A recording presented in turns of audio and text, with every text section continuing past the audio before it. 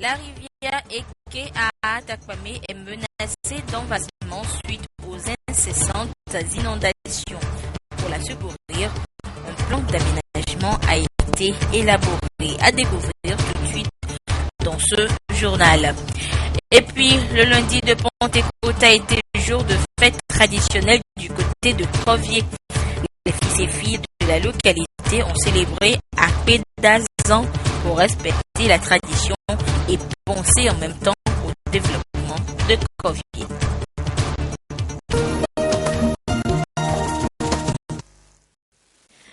Voilà pour les titres de cette édition. Bonsoir à toutes et à tous.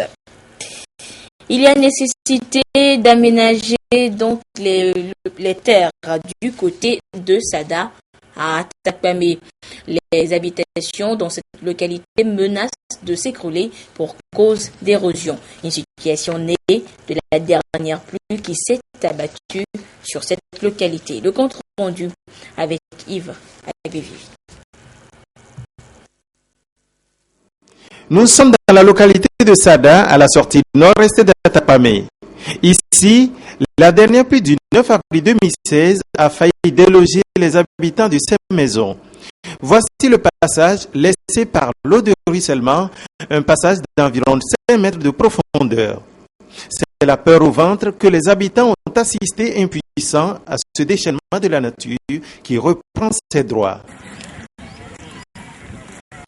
L'eau s'accumulait de telle manière que ça ne trouvait plus du passage et ça a forcé la chambre, les pièces de derrière et il a cassé les deux chambres pour trouver du passage. C'est la troisième fois que je reviens ici, appelé par la population à venir trouver une solution au risque de catastrophe qui menace leurs habitations. En réalité, le problème est plus qu'environnemental. Jadis, la colonie que nous voyons devant nous, à notre droite, était boisée. Et lorsque la colline est boisée, les eaux de pluie s'infiltrent et ne coulent pas abondamment. Aujourd'hui, les populations ont dévasté complètement la colline, le flanc de la colline, ce qui fait que les eaux de pluie coulent facilement vers des buses qui se trouvent en dessous de la nationale numéro 1 et créent un grand lit tant en profondeur qu'en largeur. Qu'est-ce qu'il faut faire sur place? C'est la question du préfet de Logou, Edo Akako. Les techniciens des travaux publics et de l'environnement ont proposé des solutions provisoires. La solution consiste à mettre en place un système de collecte d'eau immédiatement à l'aval de cet ouvrage que vous voyez derrière vous ici, qu'on envoie vers la rivière en attendant. Sur place, les autorités ont invité les populations à la prudence. Installées dans une zone inondable, elles ont été invitées à libérer les lieux. Et toujours à Takwame, je vous le disais en titre, la rivière Eke subit un envasement à cause des inondations de ces dernières années. Il faut donc aménager le cours d'eau. Et c'est l'objectif d'une étude menée et dont le plan d'aménagement a été présenté aux acteurs pour validation cette semaine. À Takwame, toujours la correspondance de Yves Abevivi. Eke, c'est le nom de cette rivière qui traverse la localité d'Atakwame. Elle déborde chaque année, créant ainsi des dommages aussi bien à la circulation qu'aux riverains. Et pour cause, le cours d'eau subit depuis des années un envasement lié au fait qu'elle est devenue le réceptacle de toutes sortes de déchets. Des initiatives ont été prises pour l'aménagement de ce cours d'eau, source d'infection majeure et de prolifération de moustiques. Le document d'aménagement a été soumis à validation aux acteurs du milieu. Les dérèglements climatiques et l'installation presque anarchique des populations entraînent l'invasion de déchets solides et liquides dans le lit de la rivière et son rétrécissement, ce qui occasionne son débordement à la suite des précipitations.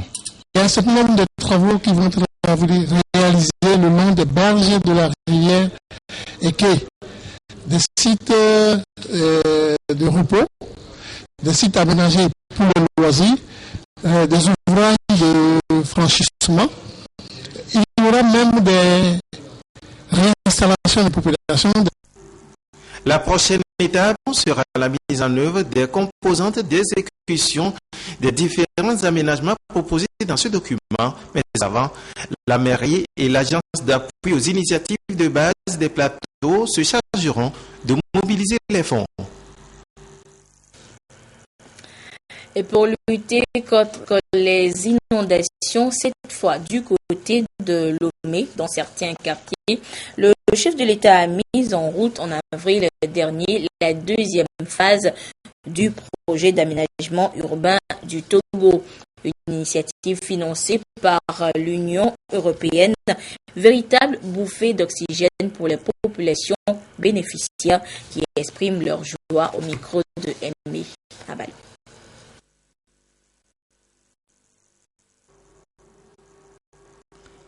Les populations vivant dans les quartiers périphériques de Lomé manifestent un réel engouement autour du projet d'aménagement urbain de Lomé qui est entré dans sa seconde phase d'exécution. Ce chantier, financé par l'Union européenne sur le 10e FED pour un montant total de 43 millions d'euros, l'équivalent de 28,2 milliards de francs CFA, consiste à effectuer des travaux de drainage et d'assainissement au profit de ces quartiers vulnérables et exposés aux inondations. Il sera construit un quatrième lac en liaison avec le système lagunaire déjà existant, puis un réseau de décharge pour combattre l'insalubrité dans ces milieux.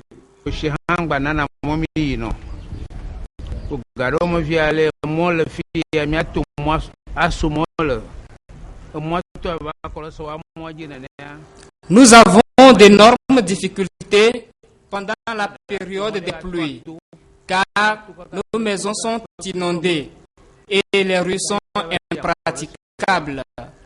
Donc, ce projet est le bienvenu.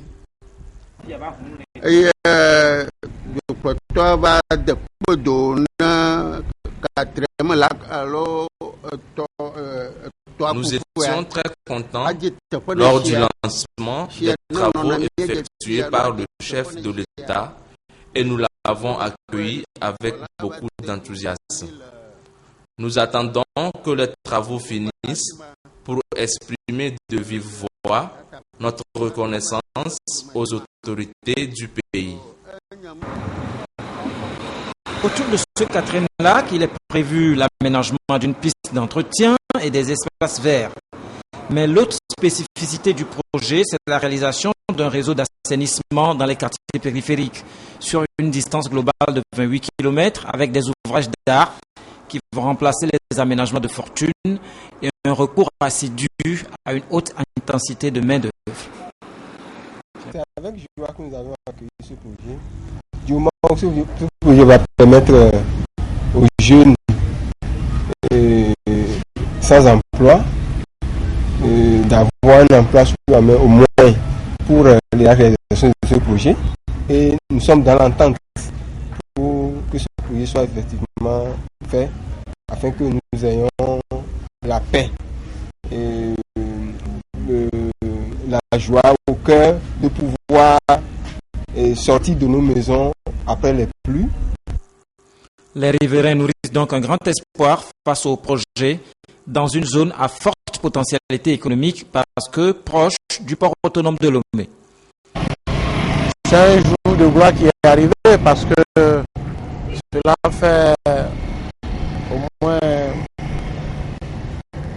moins 14 ans que j'ai cru à faire un projet ici. Mais il faut avoir le courage. Je pense que gouverner, c'est prévoir. Et aujourd'hui, tout le monde entier a vu ce qui s'est passé le 26 avril passé.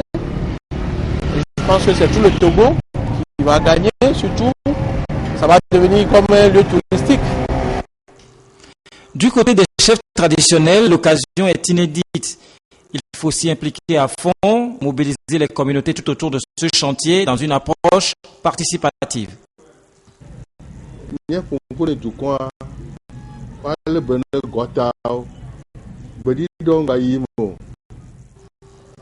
Une fois les travaux terminés, nous allons sensibiliser nos communautés sur l'entretien de ces ouvrages. Donc, il faut que ces ouvrages soient protégés et préservés au profit de nous tous et pour le bien des générations futures. Je crois que ce projet est venu compléter le projet Purez. Puisque le projet Purez a déjà pris en compte le nord-est, c'est-à-dire la zone d'Adakwame. Et je crois que ce projet, à la fin de ce projet, nous allons au moins à 90 ou bien 95% se dérober des jours d'inondation. C'est un sentiment de joie et en même temps un sentiment de gratitude envers le gouvernement et à travers le gouvernement au chef de l'État. Nous allons y participer vivement. Nous allons associer toutes les entités, que ce soit les CDQ, les chefs de quartier, les organisations des jeunes et des femmes, et moi-même en personne. Nous allons participer de plein pied à tous ces travaux. Le décompte a donc commencé depuis le premier coup de pioche donné par le chef de l'État le 26 avril 2016. Plus que 24 mois d'attente et les différents problèmes connaîtront un début de solution. En dehors des travaux de drainage dans la ville de Lomé, le PAUT2 prend également en compte l'élaboration de plans directeurs d'assainissement dans les chefs-lieux des régions. Et lorsque les terres ne sont pas menacées par les calamités naturelles, elles sont carrément objets de litiges. Les litiges fonciers sont légion depuis plusieurs années dans notre pays et la situation est devenue un véritable fléau social. L'état des lieux avec ce dossier réalisé par Adolphe Paca. Maison litigieuse, terrain litigieux, cessation de travaux ou encore maison à casser. Voilà autant de graffitis sur les murs qui témoignent d'un phénomène de plus en plus inquiétant, la double vente. Les causes sont de plusieurs ordres. La première et la plus importante, c'est la malhonnêteté des propriétaires terriens. Il est aussi exacerbé par le fait que nous n'avons pas chez nous, dans notre pays, un plan général, un plan cadastral qui permet de rattacher un bien immeuble à une personne identifiée. Pas de plan cadastral, cela signifie aucune référence légale d'occupation du terrain. À cela s'ajoute le fait qu'au Togo, on peut acheter un terrain sans passer par un notaire. Il suffit juste d'un contrat de vente entre acquéreur et propriétaire terrien et le tour est joué. Il s'agit là d'un véritable piège pour les acheteurs non avertis d'un côté et de l'autre d'une aubaine pour les malhonnêtes qui profitent de la situation. Celui qui dispose de numéraires pour acheter des terrains ne procède pas aux vérifications qu'il faut avant d'acquérir. Souvent, ce sont des terrains appartenant à une famille. Ce n'est pas des propriétés individuelles. Néanmoins, un des membres se permet d'aller aliéner, d'aller vendre. Signe de la gravité du problème, le nombre de cas de litige foncier traités par la justice occupe un pourcentage de plus en plus élevé. À peu près, je dirais 80% des affaires qui sont pendant devant les juridictions, 80% concernent les litiges fonciers. En 1970, M. Paleté a acheté un terrain, possède un titre foncier légal et visé par les autorités compétentes, mais il est aujourd'hui condamné par la justice dans un procès qui l'oppose à un acheteur. Le monsieur a fait appel Le procès dure depuis plus de 25 ans, apparemment sans issue. Moi, j'ai fourni mes dossiers, mes pièces de conviction, convention de vente. Mais jusqu'à ce jour, mon adversaire a produit le moindre commencement de preuve par écrit de son droit de propriété. Les juges prétendent que le terrain lui appartient. Ils m'ont condamné à lui payer 30 millions de francs CFA. Double vente, problème de partage et droit de propriété entre communautés, la justice est loin d'en finir avec. Nous avons le droit de propriété qui se réclame entre plusieurs communautés.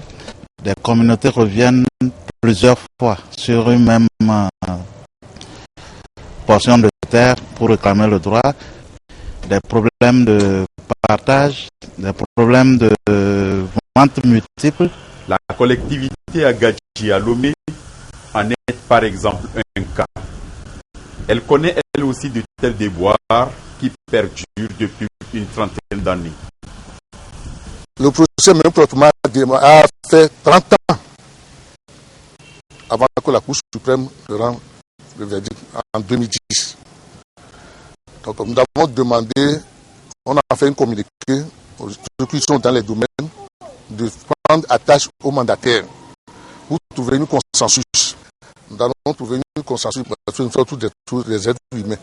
Mais s'ils viennent, nous allons essayer de voir ce qu'on peut les faire. La loi est pourtant claire. Malgré cela, ceux qui ont juré de dire le droit, rien que le droit, se trouvent être les plus corrompus. Une justice à double vitesse. Celui qui a le titre foncier, maire, est propriétaire définitif et inattaquable. Il ne peut plus être éjecté son droit de propriété. Généralement, lorsque les juges ont des documents comme ça à apprécier, il y a l'antériorité des documents qui fait foi. C'est-à-dire qui a acheté avant qui et qui a les documents plus anciens que qui. De nombreuses affaires encore pendantes devant les tribunaux, sans compter les maisons qui sont régulièrement démolies après construction. Il faut vérifier qui vous vend. Est-ce que c'est le bon propriétaire?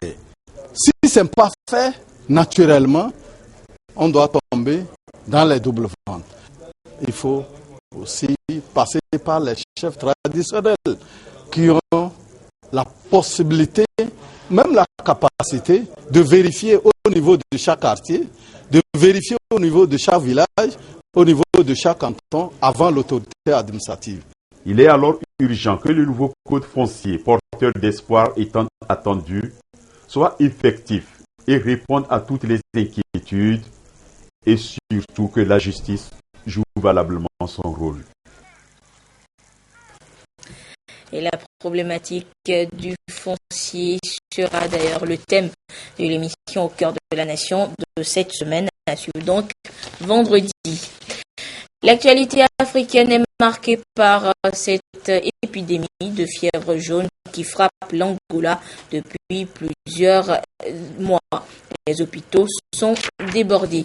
Et puis les aveux aussi d'un ancien agent de la CIA qui explique son implication dans l'arrestation de Nelson Mandela en 1962. Le tour de l'actualité africaine avec Lucas. Hôpitaux surchargés, mortalité infantile record, manque criant de matériel médical, c'est la situation sanitaire à laquelle est confrontée l'Angola face à l'épidémie de fièvre jaune qui frappe de plein fouet le pays depuis quelques mois. Elle met à nu l'incapacité des services sanitaires publics à prendre en charge ces malades. Un état déplorable aggravé par la chute des cours du pétrole du pays, deuxième producteur africain d'or noir. L'Angola enregistre aujourd'hui donc le pire taux de mortalité au monde parmi les enfants de moins de 5 ans avec 167 décès sur 1000 naissances. Nous sommes débordés. Il y a tellement beaucoup de cas. Nous avons vraiment besoin de l'aide. Il y a beaucoup de cas d'anémie. Anémie par exemple, puisqu'avec de la fièvre, la malaria et la diminution de l'hémoglobine. Cela provoque l'anémie. Et nous sommes débordés puisque nous n'avons plus de poches de sang, par exemple.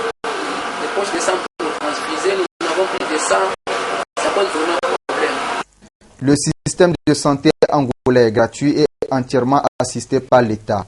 Les impôts sont quasiment inexistants. Or, le budget dépend totalement du pétrole.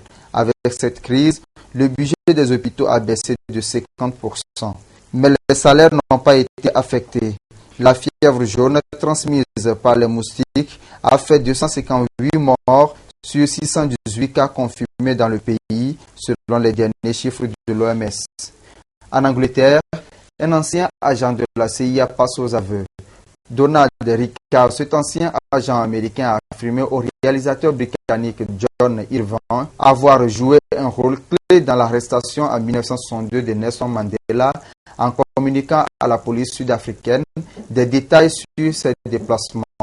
Alors qu'il était à l'époque vice-consul américain à Durban, il aurait travaillé pour la CIA jusqu'en 1978. L'homme aurait fait ses révélations en mars dernier, 2 semaines avant de rendre l'âme au réalisateur qui les a enregistrés alors qu'il travaillait sur son film, selon le journal dominical Sunday Times. Retour en page nationale avec cette question qui doit sûrement tarauder l'esprit des centaines de fonctionnaires ou plutôt de travailleurs toujours en activité. Comment préparer sa retraite? Quelques conseils avec celui qu'on pourra surnommer le retraité épanoui. C'est un dossier réalisé par Silver Abdou. Regarde. C'est depuis 1974 qu'il est admis à la retraite. Actuellement, dans sa 42e année de cessation de ses activités professionnelles, Da Silveira Komla Adjevi a été attaché commercial, gendarme dans l'armée togolaise, puis militaire dans l'armée française. Durant sa carrière, a-t-il raconté, l'occasion ne lui avait pas permis de bien planifier sa vie. Mais aujourd'hui, en dehors de sa pension de retraite, ce septuagénaire s'estime heureux pour des visions qu'il a su explorer. Lorsque vous êtes en fonction, à la retraite, vous n'aurez que le tiers de votre salaire. Ou trouver les 2 tiers manquants pour maintenir son niveau de vie, ou même l'améliorer peut-être à l'époque, là c'est encore plus dur. C'est ce que nous avons ignoré. Sans vous mentir, la chance que moi j'ai tellement souffert le mail ici que je dis que même si je devenais portefeuille, ma première réalisation, c'est le terrain. Et ici, je l'ai payé à l'âge de 23 ans. Aujourd'hui, maintenant, moi, les seuls revenus que j'ai ma pension militaire, j'ai ma pension civile, j'ai mon loyer qui me vient de la villa, j'ai le terrain que j'ai le loyer qui me vient. Ça fait combien? Ça fait 4, non? Ah, mais je suis maintenant joueur en bourse. Lorsque j'ai créé l'association, j'ai créé le club Avenir pour dire que je vais collecter l'argent chez mes camarades retraités et investir en bourse à Abidjan. Nous aurons des intérêts dividendes chaque année. Le départ à la retraite est synonyme d'une nouvelle vie. Pour de nombreuses personnes, cette période est extrêmement difficile à surmonter. Et pour y faire face, il faut une planification, se préparer psychologiquement et surtout financièrement. Comment faire la retraite? Il faut avoir un plan de vie et l'économie, habitation, mariage, progéniture et responsabilité parentale. Éduquer vos enfants pour qu'ils soient des citoyens honnêtes demain. Maintenant, comment faire l'économie? Puisqu'on dit souvent que ce qu'on gagne, ça ne suffit pas. Voilà, il y a une stratégie. Lorsque vous gagnez, supposons 60 000 francs, vous avez un gestionnaire de compte en banque. Vous négociez avec lui pour dire, monsieur le gestionnaire, une fois que mon salaire arrive, soustrayez 5 000 francs dedans et mettez ça dans mon compte d'épargne chez vous. Dans ça, il faut avoir aussi quand même d'autres projets. Pourtant, le moment est venu de concevoir des rêves, des projets, réfléchir, travailler et créer par nous-mêmes pour nous-mêmes. Une retraite bien préparée donne libre cours à une vie heureuse, celle de se faire une véritable santé, soigner son hygiène de vie et combattre en soi des pesanteurs comme l'angoisse, l'ennui et le stress. Et pour gagner le pari, prévoir des sources de revenus reste une autre alternative fondamentale.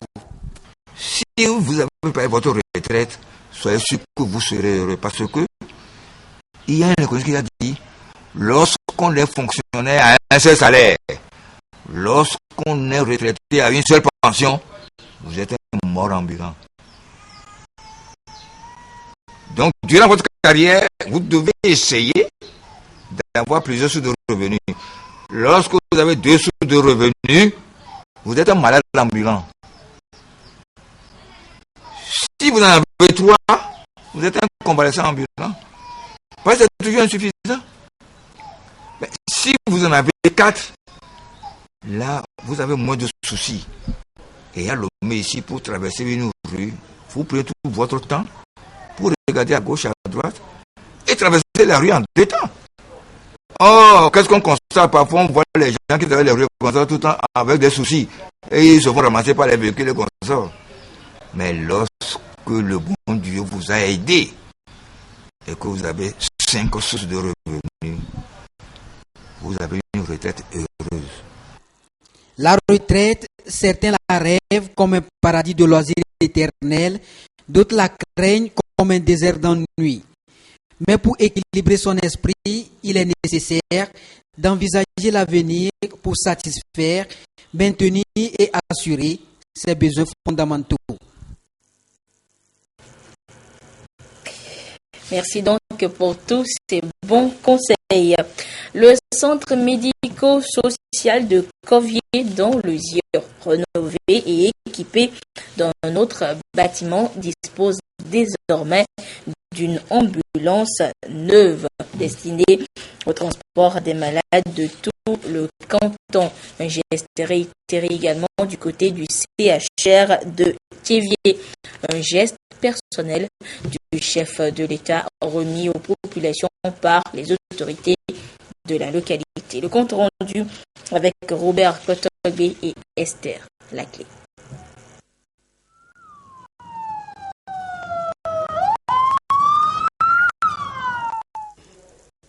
Il se dresse ici désormais à Corvier un nouveau centre médico-social. Une action du chef de l'État pour répondre aux besoins en soins de santé des populations de cette localité. À cette structure s'ajoute une ambulance. Bonne nouvelle également pour l'hôpital de Thiévier qui bénéficie aussi d'une ambulance. Quand vous prenez les 2 ambulances, ça fait partie des éléments nouveaux qu'on ingère. Et quand vous prenez le CMS, qui au départ était une USP, il y a 2 composantes, une partie réhabilitée et une partie toute neuve qu'on vient de mettre en place avec toutes les entités qu'il faut pour la prise en charge des malades. Donc, bien évidemment, je peux dire que merci au chef de l'État. 150 millions de francs CFA ont été investis pour la construction de cette structure sanitaire et ce, à travers l'ANADEB. Et nous avons vu, dès qu'ils ont démarré la construction de ce premier bâtiment, les cadres de ce milieu ont compris que nous devons également mettre la main à la pâte. Donc c'est l'élan du président de la République qui nous a tirés et qui nous a permis de nous mettre d'abord ensemble et de participer à la réalisation de ce second bâtiment que vous voyez à côté de nous. Après l'adduction d'eau potable, la réfection des pistes rurales, l'électrification, ces nouvelles infrastructures renforcent les chantiers engagés par le chef de l'État dans le Zieur. Nous avons représenté le chef de l'État à cet événement très important pour la communauté de Covier. Ce qui est extraordinaire, c'est que la communauté a choisi de réceptionner, d'inaugurer le centre médico-social que le chef de l'État a offert à la communauté. Il y a 2 ans, sur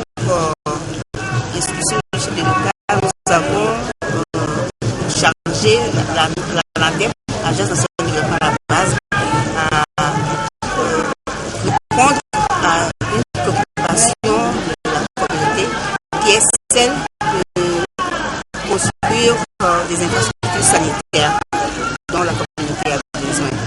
Le CMS de Corvier est un besoin prioritaire de la communauté. Et je dois dire que c'est une communauté qui a compris la dynamique du développement de la base, qui y adhère pleinement, puisque le besoin a été exprimé par la communauté.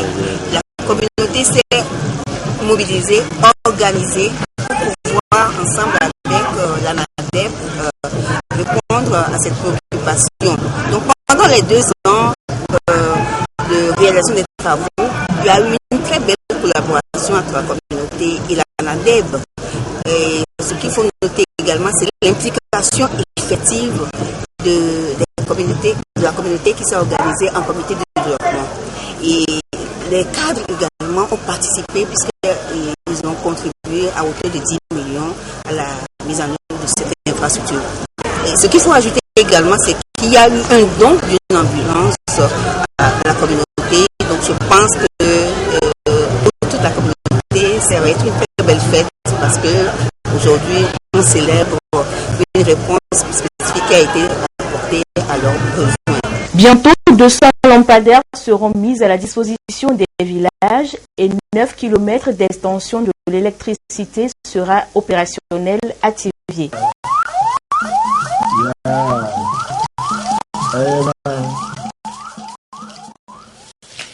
Restons toujours à Corvier où les populations ont célébré ce lundi de Pâques leur fête traditionnelle à Pédazan, une rencontre annuelle qui permet ainsi donc aux fils et aux filles de la localité de rendre grâce à Dieu pour ses merveilles durant l'année écoulée. Et le chef de l'État y a été représenté par la ministre en charge du développement à la base, Victoire Toméga Dogbe. Le compte rendu, toujours avec Robert Potogbe et Esther Laclé. À Corvier dans le Zior, tous les lundis de Pentecôte, les fils et les filles de cette localité unissent leurs voix pour remercier le Seigneur pour ses grâces. C'est une rencontre annuelle qui magnifie le Seigneur.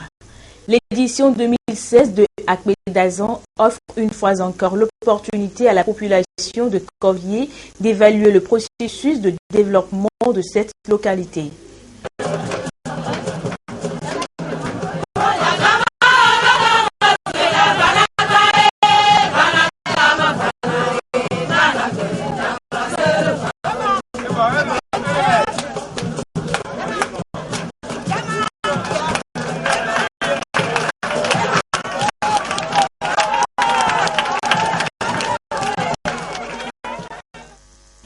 Quinzième édition, la fête Akpédazan de Corvier s'est imposée comme un des grands rendez-vous culturels qui valorise le patrimoine des peuples élevés de Corvier. Le Corvier du Akpédazan est toujours basé sur la réconciliation et la vie communautaire et le développement de notre canton Corvier.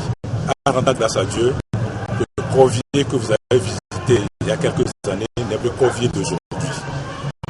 Avec ces joyaux que vous voyez, pas des dons, spécialement par le chef de l'État. Et nous avons des donateurs de bonne volonté aussi qui viennent derrière nous pour nous aider à nous développer. Les pasteurs présents à cette fête annuelle des natifs de Corvier ont prié pour la fraternité, la solidarité et la paix. Ils ont imploré la bénédiction divine sur le président de la République et le peuple togolais. Le représentant du chef de l'État, la ministre Victoire Toméga Dogbe, a invité les natifs de Corvier à perpétuer cette tradition qui met en exergue les bienfaits et les merveilles du Seigneur.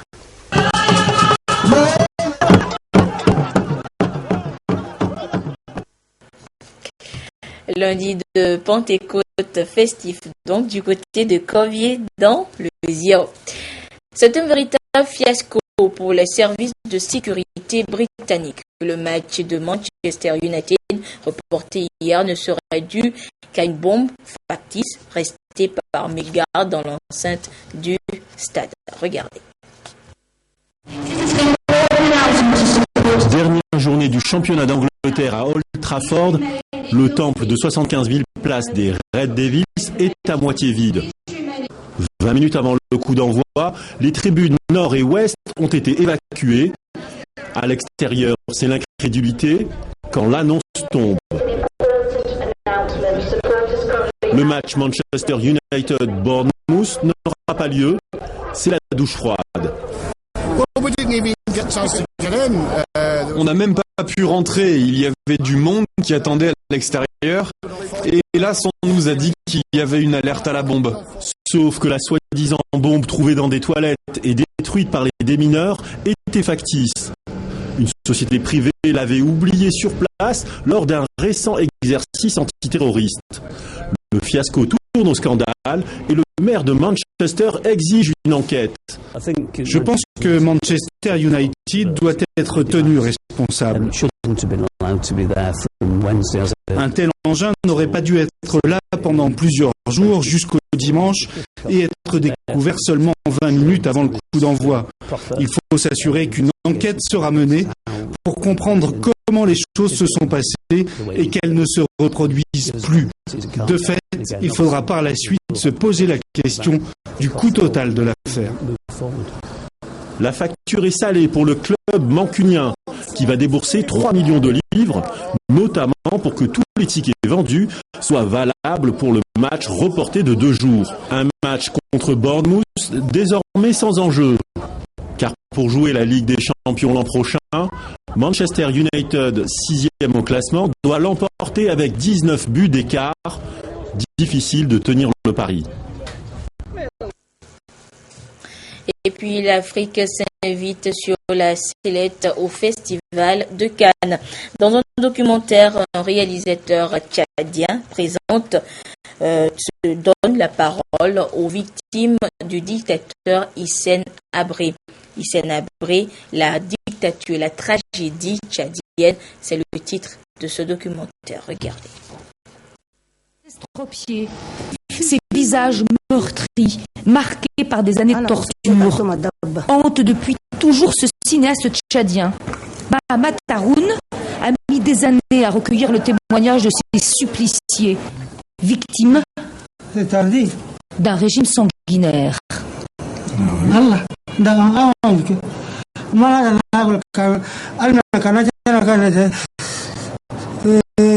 Je voulais en fait qu'on entende leur voix. Que à Cannes, je suis heureux d'être ici, que cette voix-là soit entendue. Ça me semble important. C'est les invisibles. Ce sont mes invisibles. Je les porte un peu à la lumière. Leur bourreau, c'est lui, Hissène Habré. Entre 82 et 88, cet ancien rebelle devenu président du Tchad a semé la terreur et la mort avec sa police politique. Viol, torture et 40 000 assassinats.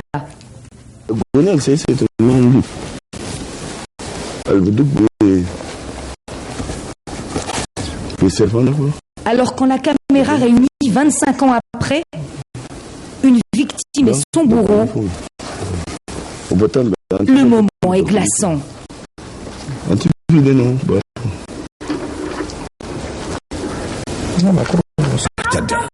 Des crimes pour lesquels le dictateur sera jugé en 2013 seulement, grâce à l'obstination des associations de victimes qui le traquent jusqu'au Sénégal où il s'est réfugié. Le procès a lieu à Dakar, tout en symbole. C'est justement la première fois en Afrique que quelque chose de ce genre se produit. C'est-à-dire que la société civile réussit à amener jusque devant un tribunal et en Afrique un chef d'État. C'est sans précédent d'aucune sorte. Des milliers de vies brisées et des victimes encore aujourd'hui seules avec leurs souffrances. Toutes ces victimes auraient besoin de psychiatres. Et au Tchad, nous sommes 12 millions. Et nous avons un seul psychiatre. Et c'est bien tout le mérite du festival d'attirer l'attention sur pareille tragédie oubliée. Et puis tennis pour terminer avec le tournoi de Pentecôte organisé par le club de Kara pour célébrer cette fête religieuse de Kara. La correspondance de Nestor Mozo.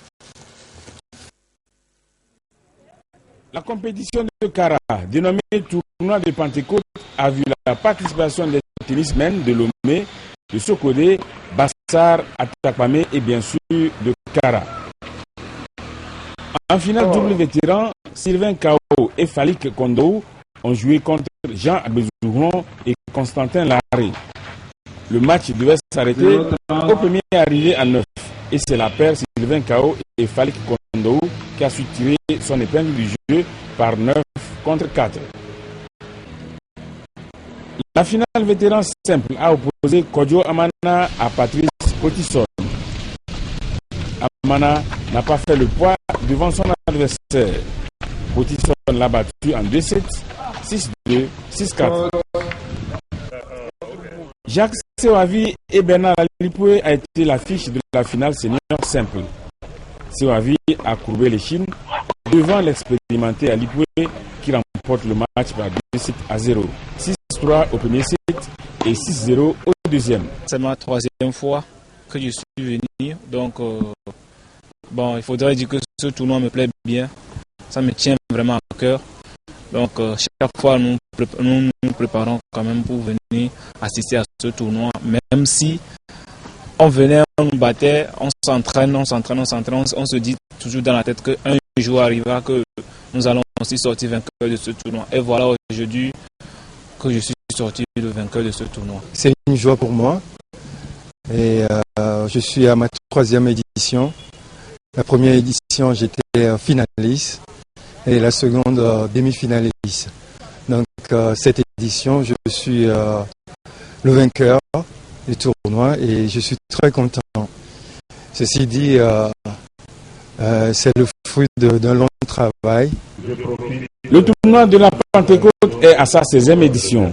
Il est à mettre à l'actif du tennis club de Kara.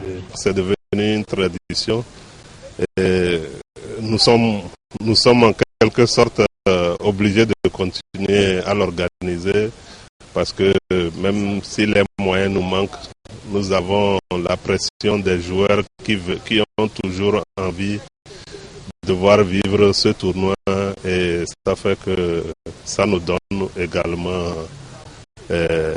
disons, l'envie de continuer. Nous avons vu de beaux matchs, surtout que les joueurs du centre d'entraînement sport et études ont fait le déplacement de Kara pour participer à cette compétition. Donc ça a été bien, l'organisation a été parfaite. Nous sommes contents. Les finalistes malheureux de la catégorie vétéran double ont reçu 4 boîtes de balles et 2 tricots comme prix de consolation. Les vainqueurs de la catégorie ont été gratifiés de 2 survêtements, 2 tricots et 4 boîtes de balles. Pour le vétéran simple, le vaincu de la finale est reparti avec 4 boîtes de balles, un t-shirt et un survêtement. Le champion de la catégorie a gagné 4 boîtes de balles, un survêtement et un trophée. Les demi-finalistes malheureux de senior simple se sont contentés d'une enveloppe de 25 000 francs CFA. Le perdant de la finale dans cette catégorie a bénéficié de 50 000 francs avec un tricot. Un tricot, une enveloppe de 100 000 et un trophée, c'est le prix du vainqueur au niveau de senior simple. Ce communiqué de la Toulaise des OTDE à présent.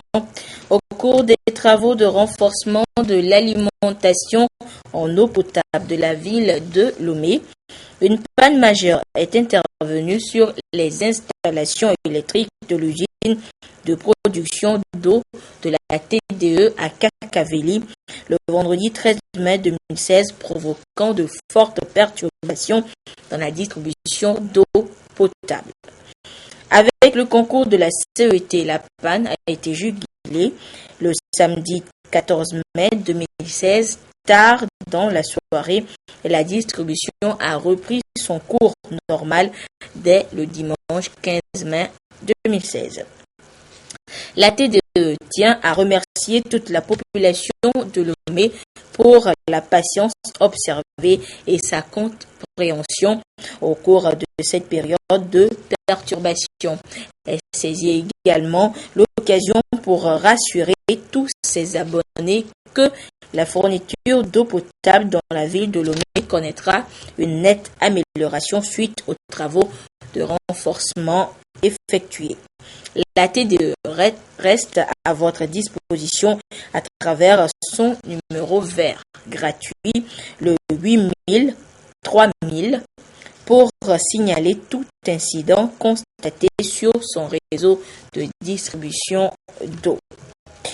Voilà, c'est sur ce communiqué que se referme cette édition. Merci à vous qui l'avez suivi un peu partout grâce à la télévision togolaise.